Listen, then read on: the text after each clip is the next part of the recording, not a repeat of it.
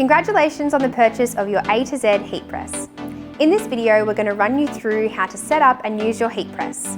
First things first, we're going to power on the heat press using the red switch at the back. Ensure you're running your heat press on its own dedicated 10 amp circuit. The first thing you want to do is set your temperature. Make sure you're setting up your heat press based on your transfer's recommended settings. Do this by pressing the mode button on the digital display once.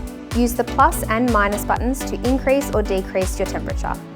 Once you're happy with the temperature, press the mode button again and now you can set your time. Use the minus and plus buttons again to set the time.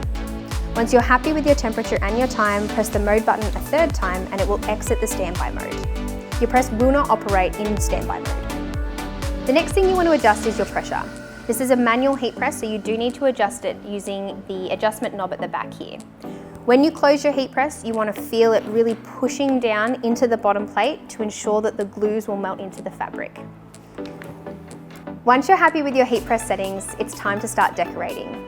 The A2Z is a swing away heat press, so use the handle to move the heat plate out of the way. From here, thread your garment over the base plate. Position your transfer and move the heat plate back into place. Close it down and the timer will automatically engage.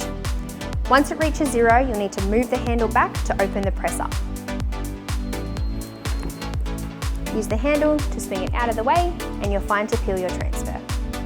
For tips on how to best maintain your heat press, please watch our separate maintenance video. If you have any questions, please contact your authorised distributor or call Velflex directly. Happy pressing!